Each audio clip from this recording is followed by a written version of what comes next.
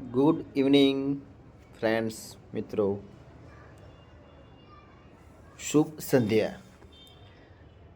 મારી ચેનલ એકાંતની ડાયરીમાં આપ તમામનું સ્વાગત છે. મિત્રો, આજે વાત મારે એક દાનતની કરવી છે. જેવી દાનત તેવી બરકત.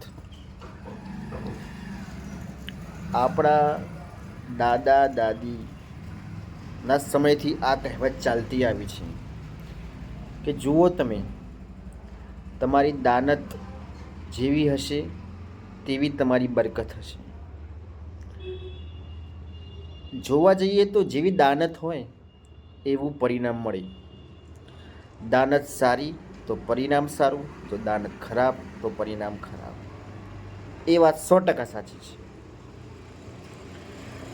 પરંતુ વ્યક્તિ જ્યારે એ દાનત કરતો હોય છે ત્યારે એ સારી દાનત હોય કે પછી ખોટી દાનત હોય, એના અંદરનો માહેલો ગુરુ કે માહેલો વ્યક્તિ જ જાણતો હોય છે કે એ જે કરી રહ્યો છે એ દાનત ખરાબ છે કે ખોટી છે, અથવા એ જે દાનત કરવા જઈ રહ્યો છે એ સાચી કરશે, મતલબ કે સારી કરશે કે ખરાબ કરશે.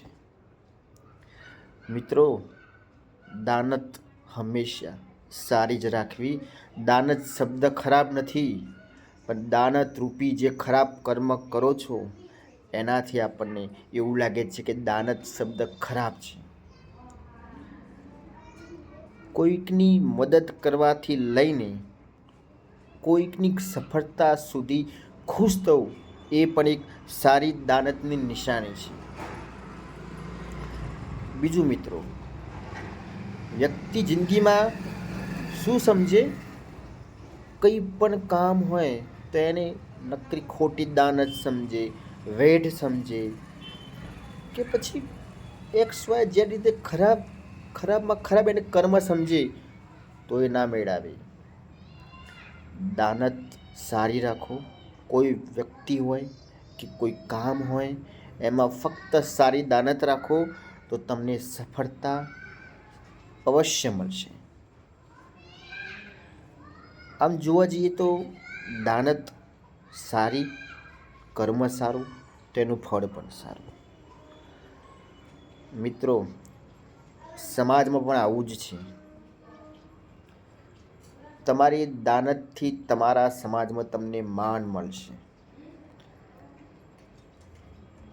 XYZ નામના વ્યક્તિની દાનત આવી કે તેવી, મતલબ કે તમારી ખરાબ દાનત તો સમાજમાં તમને ખરાબ રીતે એનું ફળ મળશે. તમારી દાનત સારી હશે તો સમાજમાં તમારી વાહ થશે. મિત્રો, હજી પણ સમય છે. એક સારી દાનતથી લઈને વિશ્વને જીતવાનો પ્રયત્ન કરો, વિશ્વને પામવાનો પ્રયત્ન કરો. તમારા અંદર રહેલા આત્માને પૂછો કે આજે મેં જે કંઈ પણ કર્યું આખા દિવસમાં એ દાનત રૂપી કેટલું સારું કર્યું, બીજાનું કેટલું સારું કર્યું. ખરાબ દાનતથી આજની તારીખ સુધી કોઈ આગળ આવ્યું નથી. કોઈને કોઈ જાતનું સુખ આજીવન નથી મળ્યું. ફક્ત દાનત તમારી સારી હશે તો દુનિયા તમને ચાહશે, દુનિયા તમને ગમશે. અને હા, ઈશ્વર તો છે જ. એક સરસ મજાની સાક્ષી તમારા જીવનમાં પૂરશે, પણ એ ક્યારે થશે? જ્યારે તમારી દાનત બેસ્ટ હશે ત્યારે. દાનત સારી નહીં હોય તો પછી કોઈ મતલબ નથી. ટ્રેન આવી મિત્રો, ટ્રેનનો સમય થઈ ગયો. જુઓ તમે,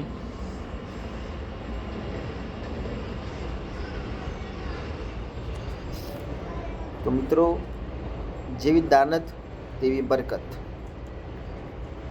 કોઈ વ્યક્તિને આપણે ઓળખવો હોય તો એની દાનત, એની ટેવ, એની ક્રિયા પરથી જ આપણને ખબર પડશે કે આ વ્યક્તિ કેવો છે. આ વ્યક્તિ કેટલામાં છે, આ વ્યક્તિ શું કરશે, આ વ્યક્તિ શું કરી રહ્યો છે. આ બધા જ પ્રશ્નોમાં જો તમને પોઝિટિવ જવાબ મળે તો સમજવું કે એ વ્યક્તિ બેસ્ટ છે. વ્યક્તિની દાનત ખરાબ હોય તો એનાથી દૂર રહેજો, એ ચાહે વ્યસનની હોય કે ચાહે કોઈ પણ વસ્તુની હોય. દાનત ખરાબ હશે તો એ તમને ખરાબ કરશે, તમે ખરાબ થશો તો એનું સૌથી મોટું અને સૌથી પહેલું નુકસાન તમારા પરિવારને થશે. દિન પ્રતિદિન ફક્ત પ્રગતિ વિશે વિચારો, ફક્ત વિકાસ વિશે વિચારો.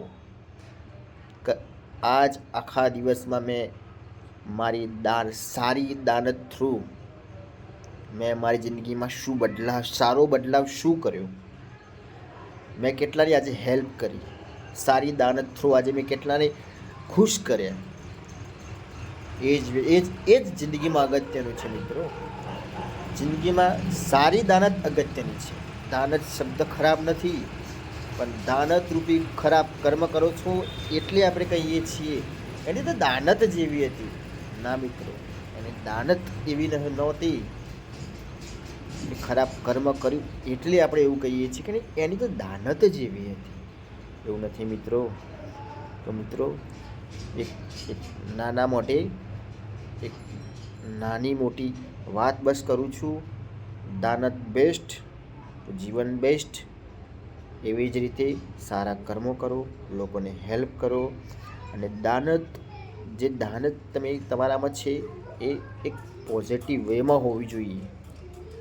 દાનત રૂપી જે પોઝિટિવ કાર્ય કરો એના દ્વારા તમે બસ આનંદ મેળવો એવી આશા સાથે જય દ્વારકાધીશ, જય શ્રી કૃષ્ણ.